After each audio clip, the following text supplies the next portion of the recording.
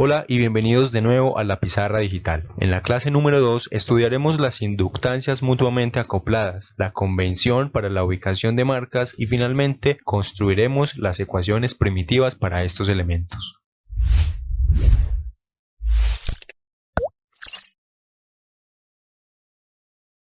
Antes de construir las ecuaciones primitivas para los inductores mutuamente acoplados, estudiaremos un concepto fundamental que corresponde a la ley de la mano derecha, que será de utilidad para la explicación de algunos conceptos. Básicamente obedece a un principio de perpendicularidad entre las direcciones de dos variables en concreto, para este caso puntual entre la corriente y el flujo magnético. La primera dirección de ellas, que corresponde a la corriente eléctrica, estará determinada por la dirección de los dedos superiores y la dirección de flujo magnético, que estará determinada en este curso mediante la dirección del dedo pulgar. Para afianzar la ley de la mano derecha haremos un primer ejemplo. Supongamos una carcasa cilíndrica ferromagnética a la que se le enrolla alrededor un devanado con N espiras. Si suponemos que por el primer terminal entra una corriente IDT y esta a su vez genera un flujo magnético, es imperativo por lo tanto ubicar correctamente la dirección de estas magnitudes físicas. Para ello nos apoyamos de la ley de la mano derecha.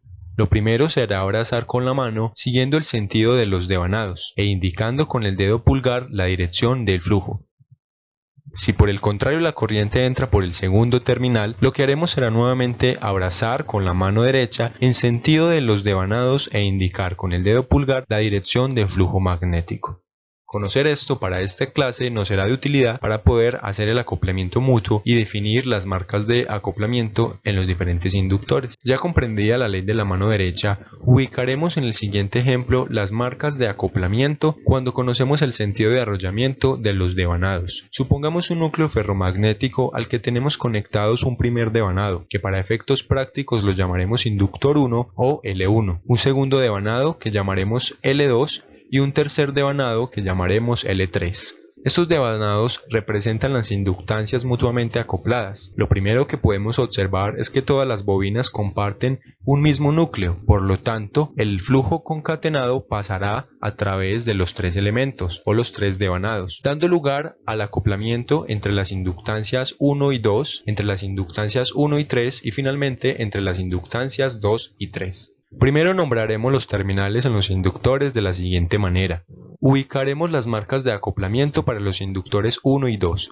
Para ello supondremos una corriente que podría ubicarse arbitrariamente en cualquiera de los terminales 1 o el terminal 2 para la inductancia número 1 o en los terminales 3 o el terminal 4 para la inductancia número 2. Es indiferente y no tiene relación con las corrientes reales que podrían circular por estos elementos, solo que para efectos prácticos nos permiten ubicar las marcas en estos elementos. Elegiremos en primera instancia el terminal 1 y allí ubicaremos tanto la corriente como la primera marca, y con ayuda de la mano derecha ubicaremos el sentido del flujo, que en este caso va en dirección contraria a las manecillas del reloj. Lo siguiente que haremos será identificar en el inductor 2 qué corriente genera un flujo tal que vaya en la misma dirección del flujo generado por esa primera corriente. Supongamos entonces que entra una corriente por el terminal 3 y con ayuda de la mano derecha determinamos la dirección del flujo, que en este caso se opone al flujo del núcleo. Si por el contrario suponemos que entra por el terminal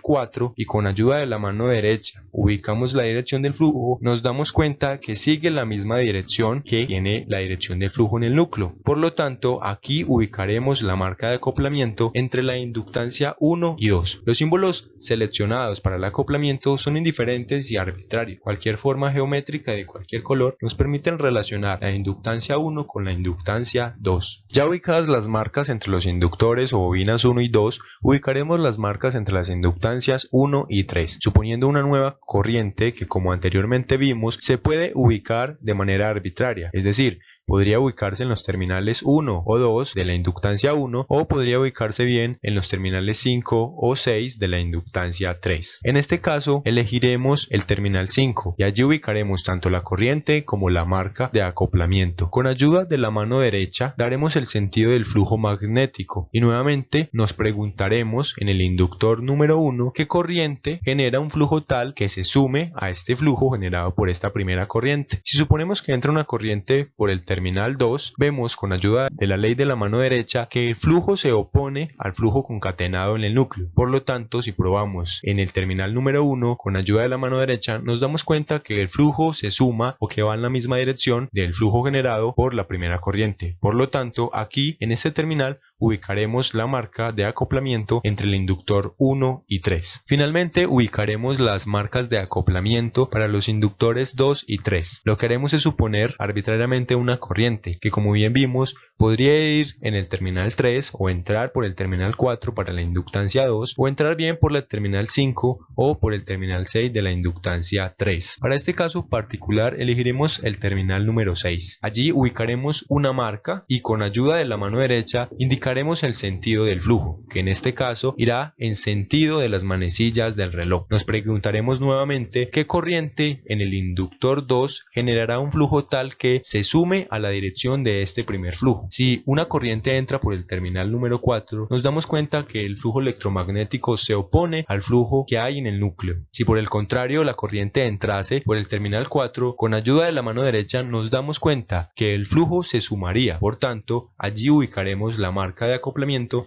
entre la inductancia 2 y 3. Y finalmente estarán definidas todas las marcas de acoplamientos entre los tres inductores. Finalmente construiremos las ecuaciones primitivas para voltaje y corriente cuando conocemos las marcas de acoplamiento en inductores mutuamente acoplados. Para ello partiremos del ejemplo anterior, donde ya fueron ubicadas las marcas de acoplamiento y adicional a eso tenemos referencia del voltaje e información de la dirección de corriente en estos inductores. Recordemos que esta dirección de corriente nada tiene que ver con el ejercicio anterior, dado que en un pasado supusimos una corriente para ubicar las marcas de acoplamiento, y estas corrientes que tenemos en este ejercicio corresponden a corrientes y voltajes reales que pertenecen a una red circuital de la cual fueron extraídos estos inductores. Adicional a eso tenemos información de los valores propios de las inductancias y los valores de acoplamiento entre ellas. Recordemos de la clase número 1 la ecuación primitiva para voltajes en inductores mutuamente acoplados, donde el primer término corresponde a un vector columna que incluye los voltajes individuales de las inductancias, igual a una matriz de acoplamiento por la derivada con respecto al tiempo de un vector columna de las corrientes propias en los inductores. En el vector de voltajes ubicaremos los voltajes propios, es decir, el voltaje en la inductancia 1, el voltaje en la inductancia 2 y finalmente el voltaje en la inductancia 3. Y en el vector de corrientes ubicaremos las corrientes siempre y cuando éstas estén orientadas en la caída de potencial. Esto porque recordemos que la inductancia es un elemento pasivo y por convención universal la corriente en un elemento pasivo viaja del terminal de mayor potencial al de menor.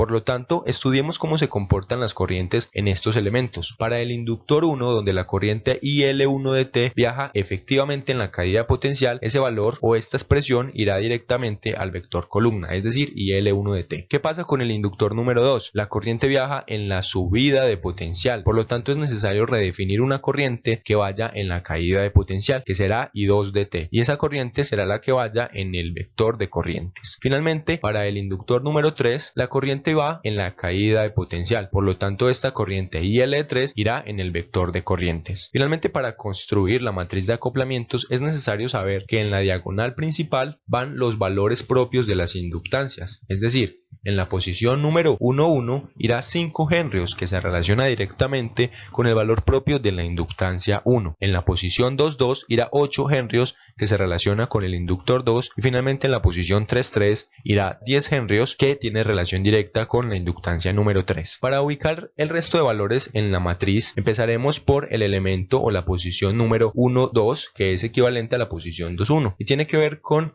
el acoplamiento entre la inductancia 1 y la inductancia 2. Miraremos cómo se comporta la corriente con relación a la marca, que en este caso están acoplados mediante este rectángulo verde, y cómo se comporta con relación al otro inductor. Es decir, la corriente en este elemento, en el inductor número 1, entra por terminal marcado. Contrario, recordemos que vamos a trabajar con esta corriente I2 de T, esta corriente entra por terminal no marcado. Por lo tanto, su acoplamiento será negativo y tendrá un valor de menos 6 henrios. Ahora ubicaremos el valor del acoplamiento que tiene lugar entre el inductor 1 y 3, que están acoplados acoplados mediante este círculo amarillo y miraremos cómo se comporta la corriente con relación a esta marca en los dos elementos. Si se relacionan de la misma manera, por lo tanto el acoplamiento será positivo. Entonces en el inductor número 1 la corriente entra por marcado y en el inductor número 3 la corriente entra también por marcado. Por lo tanto tendrá un valor positivo y será igual a 9 henrios. Finalmente en la posición 2,3, que es equivalente a la posición 3,2, tiene lugar el acoplamiento entre la inductancia 3 y la inductancia número 2.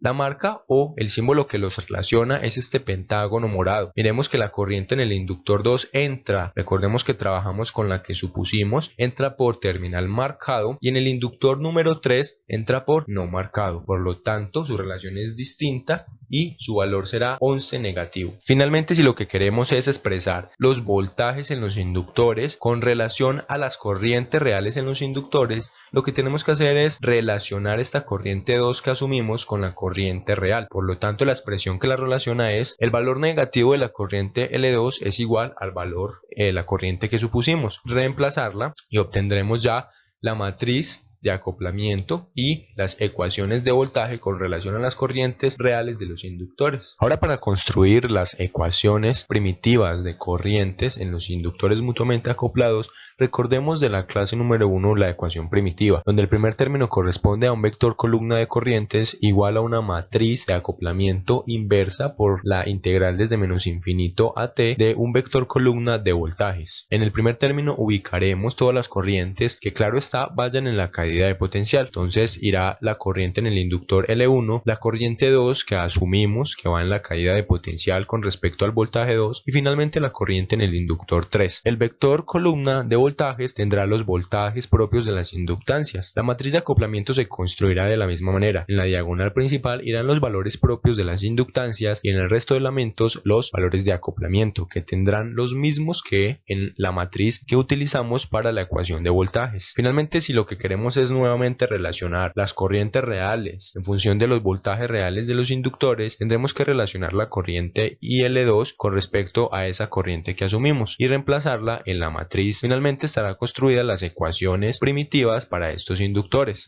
Ya construidas las ecuaciones primitivas de voltaje con relación a las corrientes, lo que resta es reescribir las ecuaciones. Para ello multiplicaremos una matriz de 3×3 por un vector columna 3×1. Esto se hará de la siguiente manera. El voltaje en la inductancia número 1 corresponde a 5 veces la derivada con respecto al tiempo de la corriente en el inductor 1, menos 6 veces la derivada con respecto al tiempo de la inductancia 2, más 9 veces la derivada con respecto al tiempo de la corriente 3. Ahora, el voltaje en la inductancia 2 será igual a menos 6 veces la derivada con respecto al tiempo de la corriente 1, más 8 veces la derivada con respecto al tiempo de la corriente 2, menos 11 veces la derivada con respecto al tiempo de la corriente 3. Finalmente, el voltaje en la inductancia 3 será igual a 9 veces la derivada de la corriente 1 menos 11 veces la derivada de la corriente 2 más 10 veces la derivada con respecto al tiempo de la corriente 3, y estarán escritas por lo tanto las ecuaciones primitivas de voltaje en función de las corrientes de estos inductores. Finalmente, para construir las ecuaciones de corriente en función de los voltajes, resta obtener la matriz inversa para la matriz de acoplamiento. Esta matriz inversa puede calcularse a través del método de cofactores o el método de Gauss, y finalmente ya construida podría reescribirse las ecuaciones tanto de la corriente en el inductor 1 como la corriente en el inductor 2 y finalmente la corriente en el inductor 3. Hemos llegado ya al final del video. Si te gustó esta clase, recuerda darle like y suscribirte a nuestro canal, y en el buzón de comentarios dejar todas las sugerencias y dudas que tengas.